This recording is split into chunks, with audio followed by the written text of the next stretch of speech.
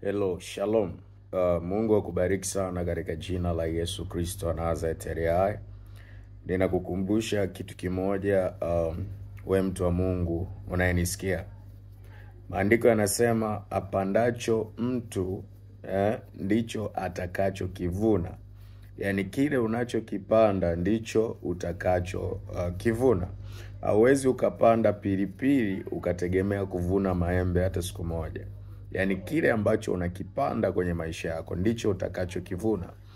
Usilalamike kusema watu hawakusaidii au watu hawakusapoti wakati wewe kwenye maisha yako ulipanda mbegu ya uchungu ya kuwafanya wao wasione msaada wowote kutoka kwako kuwaelekea wao. Kwa hiyo kama umepanda mbegu mbaya ya kuwatenga watu, usitegemee kupata mbegu njema ya kusaidiwa, usitegemee kupata mavuno ya kusaidiwa. Apandavyo mtu ndivyo atakavyovuna. Kuna kitu kimoja naomba nielezee zaidi. Kwa mfano, wewe mtaani kwako wanakuita malaya, wanakuita mdangaji, wanakuita unajiuza. Haiwezi katokea tu watu wakakurupuka kukuita wewe kahaba, kukuita wewe mvuta bange, kukuita wewe ufai, kukuita wewe haueleweki. Isipokuwa ukiona kundi zima au kundi kubwa la watu limesimamia katika maneno hayo, jua kuna mbegu ambayo umeipanda kwenye mioyo ya watu, ambayo sasa hizo kelele za hao watu au hayo matendo ya hao watu ni matokeo ya mbegu ulizopanda kwenye mioyo yao. Kwa hiyo kwenye maisha yako hakikisha unaishi na watu vizuri, hakikisha unazungumza na watu vizuri, hakikisha unapopata wakati wa kusaidia watu, saidia watu. Unapopata wakati wa kuwashauri, washauri. Unapopata wakati wa kuwasikiliza, wasikilize. Ukipanda mbegu ya kutokuwasikiliza hautasikilizwa. Ukipanda mbegu ya kuwachukia hautapendwa. Ukipanda mbegu ya kuwapenda utapendwa. Kwa hiyo apandacho mtu ndicho atakacho kivuna. Maisha unayoyaishi sasa hivi na watu wa karibu yako au watu wanaokuzunguka ni matokeo ya mbegu ulioipanda kwa muda mrefu. Kwa wale watu ambao umri wao kidogo umesogea watakuwa wananielewa hichi ninachokizungumza.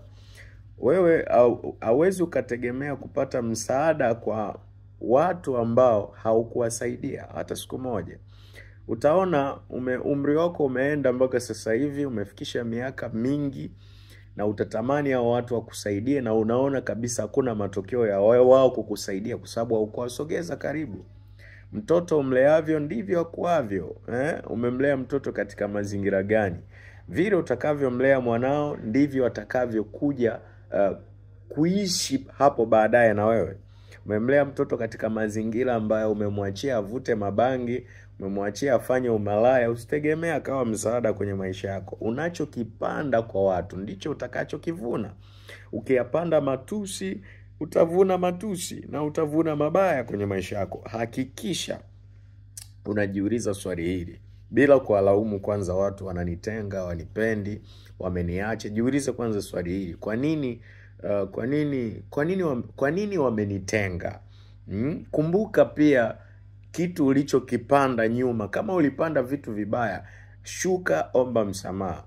Tatizo la wanadamu wengi huwa hawatakagi kushuka na kuomba msamaha. Hichi ndio kitu kigumu ambacho kinawatesa binadamu wengi. Ni ngumu sana binadamu kushuka na kuomba msamaha, na ndio kitu kizuri sana. Pale unapoona watu wanakuzungumzia kwa mabaya, jua kuna mbegu uliyowahi kuipanda.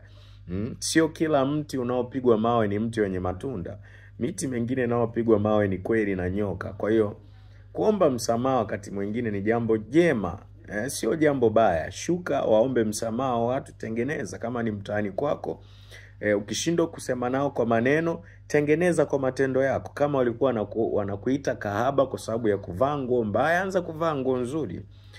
Kama walikutenga kwa sababu ya umbea, acha umbea, anza kuishi maisha mazuri. Waombe msamaha, ishi katika njia ambayo itawafanya hao watu wasikwazike. Maandiko yanasema, Yesu anasema makwazo hayana budi kuja, lakini ole wake yeye anayeyaleta hayo makwazo. Apandacho mtu ndicho atakacho kivuna. Hakikisha unaishi na watu vizuri.